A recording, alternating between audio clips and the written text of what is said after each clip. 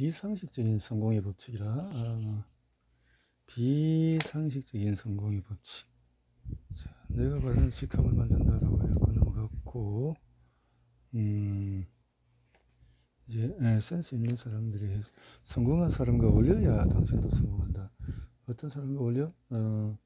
성공한 사람과 어울려라. 그래야 당신도 성공한다.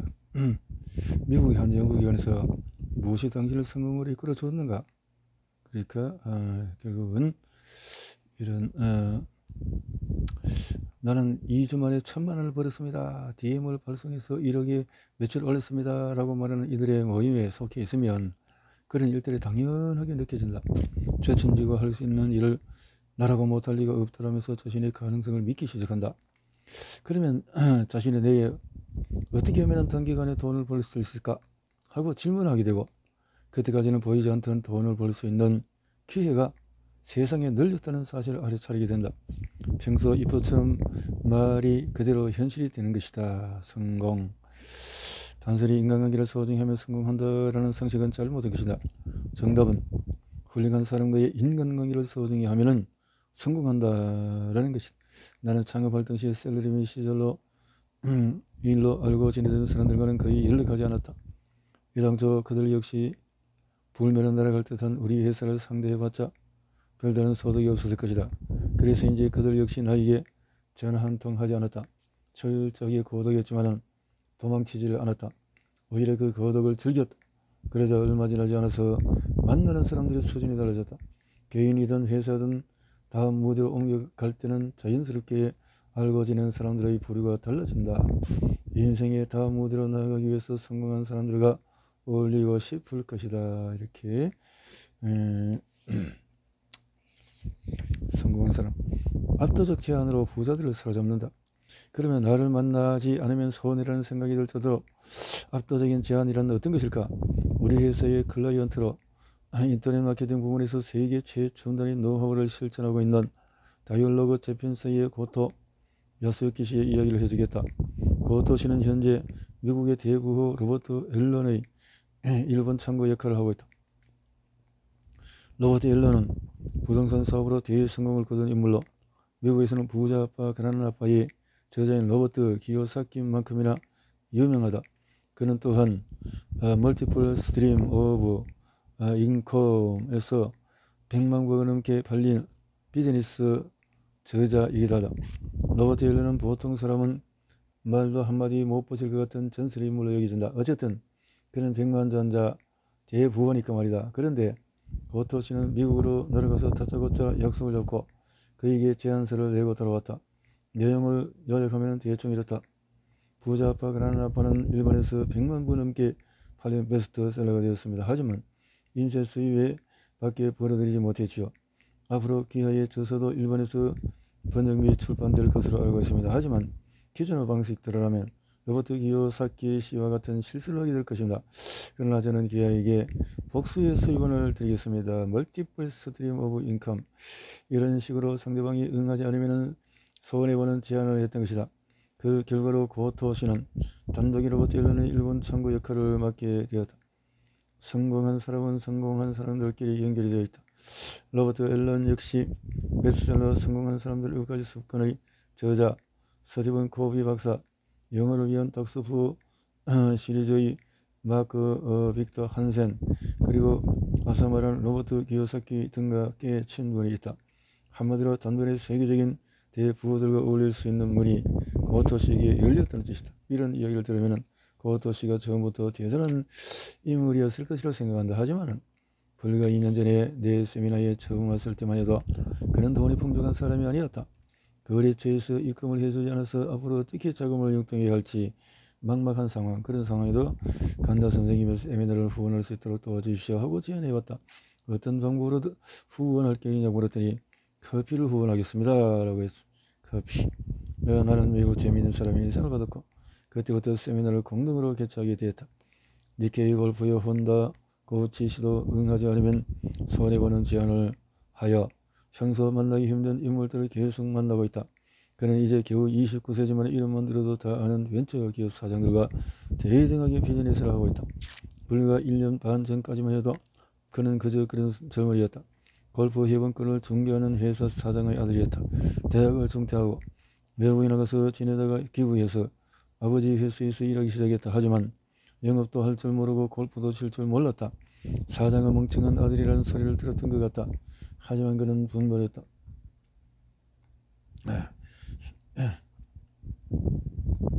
그는 하루 업무를 마친 후에 인터넷을 공부했다. 사람들이 골프 회원권 같은 고가 상품은 온라인에서도 팔리지 않는다고 생각할 때 그는 10개월 동안에 혼자서 순이익으로 5억 원을 벌었다. 게다가 골프 회원권의 회계가 의무화되었을 때 그는 그 가격조사 서비스를 유료화해 대기업과 1년 동안에 400건이 넘는 거래를 맺었다. 이런 식으로 순식간에 온라인 회원권 매매 부분 1위를 차지했다. 혼다씨가 대단한 이유는 이후에 보인 그의 민첩한 행동 때문이다. 골프 회원권 온라인 판매가 어느 정도 궤도에 올랐다고 생각되자 그는 이번에는 대형 벤처기업에게 제휴 요청을 보냈다. 그는 사장들에게 다음과 같은 내용의 이메일을 직접 보냈다. 당사는 접속 횟수가 높은 홈페이지를 운영하고 있습니다. 기사에게 고객을 제공할 용의가 있으니 링크를 걸 수 있도록 부탁드립니다. 그러자 대형 벤처기업의 사장들이 잇따라 연락이 오면서 계속 그들을 만나고 있다. 이처럼 응하지 않으면 손해라고 하는 제안 만나게 해준다라는 거죠. 자, 이렇게 그 자세로 다섯 번째 영업은 그 자세로 영업한다. 그 자세로 부자와 보통 사람에 대하는 정보를 대량으로 흡수하면 새로운 발상이 나오기 시작지는 거냐. 실은 저도 좋은 아이디어가 떠올랐어. 스스로 대단하다고 생각하고 있었는데 어떤 방법으로 사람들에게 알려야 할지 모르겠습니다. 거기서 막혔습니다만 그 아이들을 어떤 방법으로 팔면 좋을지 모르겠다는 말이군. 네, 영업 경험이 전혀 없어 도저히 팔지 못할 거라는 생각이 듭니다. 그게 바로 가장 중요한 열쇠라니. 아무리 훌륭한 상품이라도 파는 방법을 모르면 쓸모없는 잡동산이 될 뿐이거든. 하지만 판매 방법을 알면은 금덩어리도 될 수가 있지. 어떻게 하면 좋을까?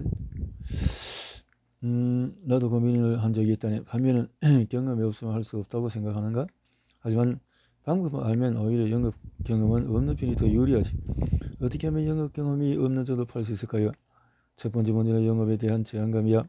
맞아요. 억지로 영업을 하는 것은 나쁜 일 같아요.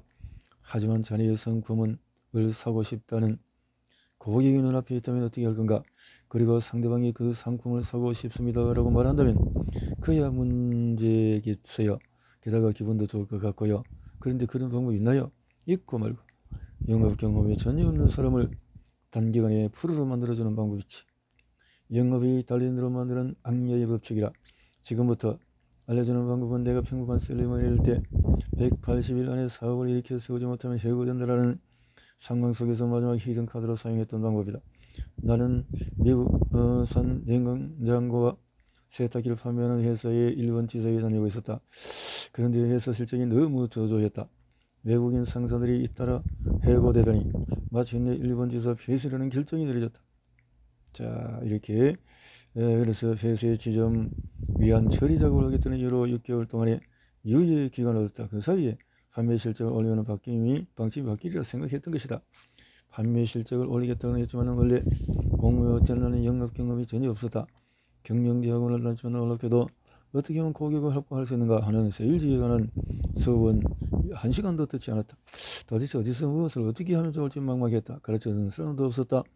유예 기간으로 180일 한정된 시간 때문에 고객을 찾을 수가 없었다. 고민 끝에 나는 DM을 이용해 상품에 관심 있는 고객이 먼저 연락 오도록 하면 어떨까 생각했고 거기에 철저히 집중했다. 그러자 영업 경험이 전혀 없던 내가 거짓말처럼 계약 건설을 올리기 시작했다. 고객으로부터 상품에 관심이 있으니 상담하고 싶다고 연락이 왔다.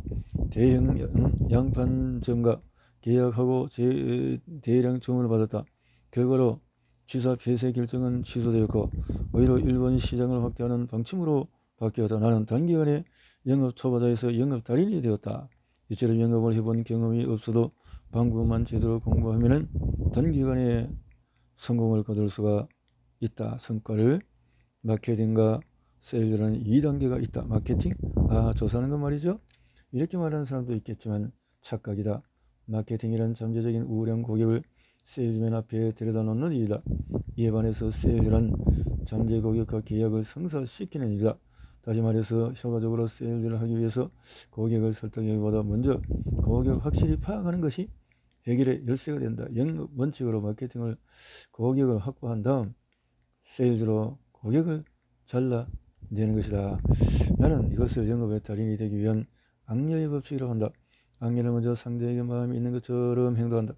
남자가 저 여자가 나를 좋아한다고 생각해서 접근하게 된다. 그러면 악녀는 속박받고 싶지 않다면서 냉정하게 대하고 남자는 한층 더 사랑이 타오른다. 고객도 마찬가지다. 우선은 매력적인 제안으로 고객의 관심을 끈다. 그러나 관심을 끈 다음에도 부추기기만 하면 모두 도망가 버리고 만다. 그래서 세일즈맨은 상품을 구매할 가능성이 높은 고객을 파악해야 한다. 이를 위해서 저는 손님이 사지 않아도 상관없습니다 라는 뉘앙스를 넌지시 풍기해야 한다. 그러면 구매할 마음이 있는 고객의 경우에 지금 사지 않으면 있는 것도 날아갈 것 같으니 나는 이제 곧 구매할 고객이란 말이에요 라고 적극적으로 어필하기 시작한다.